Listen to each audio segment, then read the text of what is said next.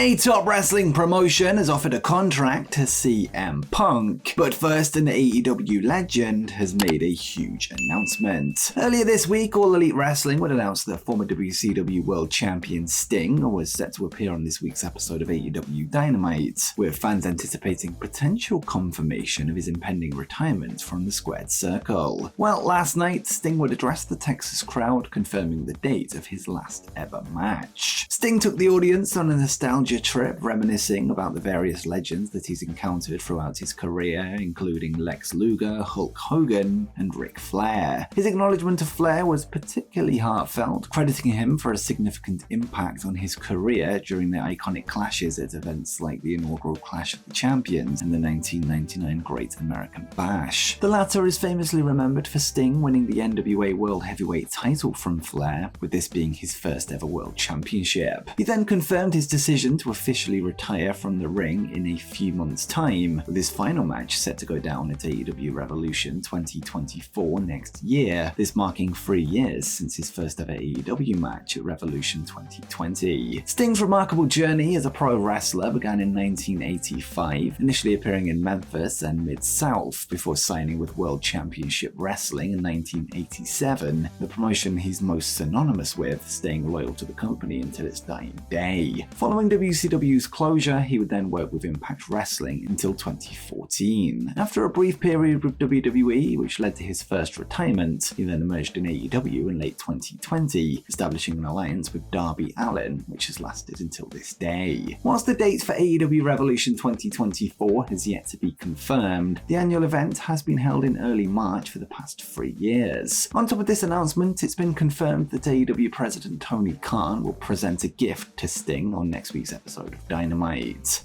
And next, 2 huge AEW World title matches have been teased. Maxwell Jacob Friedman is nearing a record-breaking milestone in his career, with his AEW World Championship reign approaching 1 full year. MJF secured the championship from Jon Moxley at AEW Full Gear in November 2022, having since made successful defenses against Ricky Starks, Bryan Danielson, Darby Allin, Sammy Guevara, Jack Perry, Hiroshi Tanahashi, Ethan Page, Adam Cole, and Samoa Joe. As of this recording, MJF's tenure as champion spans 334 continuous days, surpassing previous records held by Hangman Page, Jon Moxley, and Chris Jericho. However, there remains one more obstacle for MJF if he wishes to become the longest reigning AEW World Champion, the record set by Kenny Omega, which stands at 346 days. With that said, the cleaner appears to have his eye on stopping MJF in his tracks following an interaction on last night's episode of Dynamite.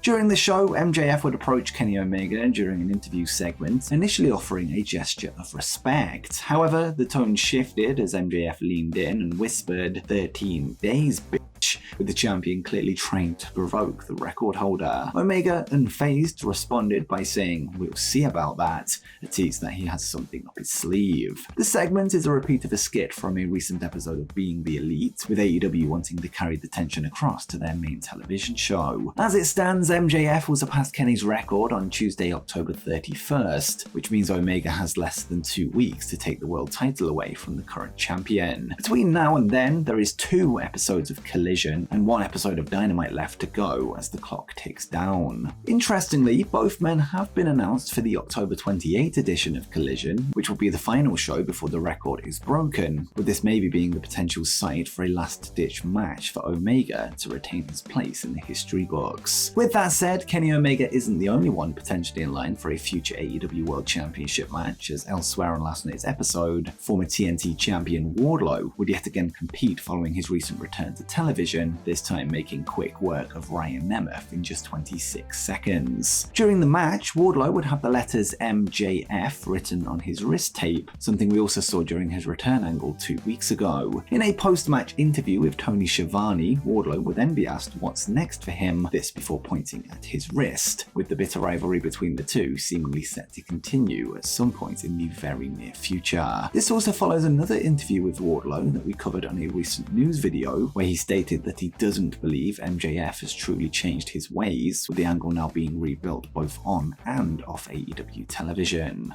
Next up, who left as the winner of the Dynamite Dozen Battle Royal? Elsewhere on AEW Dynamite, the 2023 edition of the Dynamite Dozen Battle Royal would take place, with the winner receiving a shot at the Dynamite Diamond Ring, an award only ever held by current AEW World Champion MJF. The final moments saw a showdown between Juice Robinson, Max Caster, Daniel Garcia, and Dustin Rhodes, and after a sequence of eliminations, we were left with Caster and Robinson. MJF, who was sitting at the commentary desk, would then be attacked by Bullet Club Gold's Jay White, which caused a distraction. Seizing the moment, Juice struck Caster to land a decisive blow before getting the elimination and the win. This means that Juice will now move on to a match with MJF with the ring on the line, which goes down on next week's episode of Dynamite on October 25th. And next, this year's PWI 250 women's list has been released. In early September, Pro Wrestling Illustrated would release the newest PWI 500 list, which ranked the best 500 male wrestlers in the world right now based on a number of criteria, with Seth Rollins topping the list. Last night, PWI would reveal their women's version of this list, revealing their top 250 female wrestlers today. The time frame for the rankings runs from October 1, 2022, and ends on September 15, 2023, whilst factoring in-ring achievement, technical ability, activity, quality of competition, as well as overall influence. So with that said, let's take a look at this year's top 10 from the overall 250. In at number 10 is former Impact Knockouts champion Jordynne Grace, whilst former NWA Women's Champion Camille is at number 9. Former New Japan Strong Women's Champion Willow Nightingale comes in at number 8, whilst Deonna Purrazzo, who is a former Impact Knockouts champion, is 7th. Number 6 is current ROH Women's Champion Athena, with reigning World of Stardom champion Tam Nakano coming in at number 5. Former AEW Women's World Champion Jamie Hayter is 4th, whilst Bianca Belair, who is of course a former WWE Women's Champion, is in at 3rd. Julia makes up the top 2 as the reigning Artist of Stardom champion and reigning New Japan Strong Women's Champion, whilst number 1 is current WWE Women's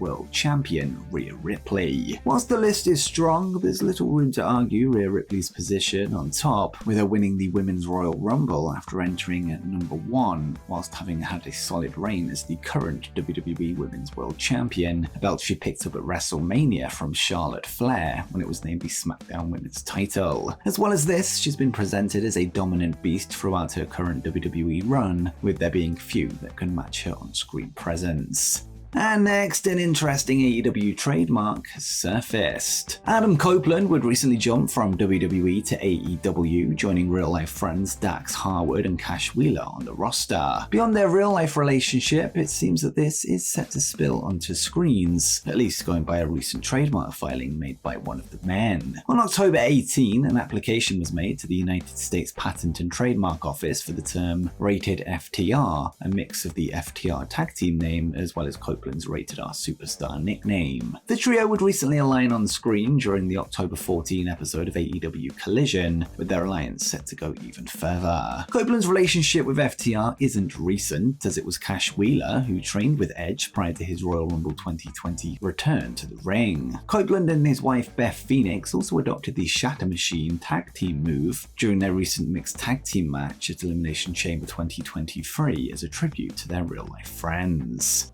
And next, a current AEW talent has given their thoughts on CM Punk's AEW run. CM Punk has become the most divisive and controversial name in wrestling today, with the incidents of All Out 2022 and All in London dividing fans as to who is to blame in those scenarios, with one side of the fence labeling him as toxic backstage. Speaking on Booker T's Reality of Wrestling podcast this week, AEW announcer and coach Mark Henry would discuss his thoughts on the Second City Saint, noting that he only ever saw Punk as somebody willing to help elevate the young talent on the roster. With that said, he feels that some people from today's generation aren't as willing to listen to advice from those that came before them, which caused issues in the back. And let's play the clip.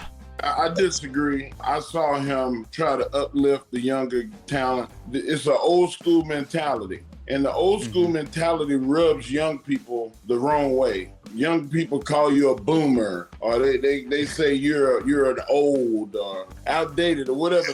And some people are stuck in their ways, and Punk is stuck in his way. And that's not a knock. I like conviction. I like somebody that can stand to their guns and they can debate with you on the fact that, you know what, this is why sometimes being an old will save your life, because I know better. I experienced it. I went through the fire, and I feel like that Punk's delivery of some of that conviction fell on deaf ears.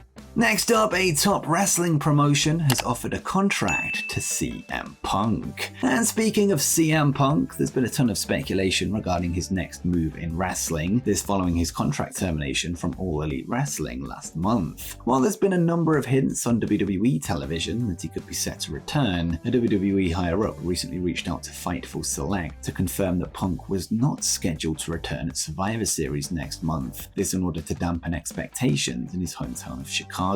In any case, we now have word on an offer that has been made for the straight edge superstar services going forward. The news would break in a reply to a tweet from Sean Ross Sapp of Fightful, who took to X to note that Impact Wrestling would welcome Punk into the fold, with people in the company stating that he was really great backstage during his recent visit to an Impact taping during his AEW hiatus earlier this year. This tweet would then see a response from Ibu of Wrestle Purist, who noted that Impact have made an offer, and he would write, "They reached out to him through the offer out there."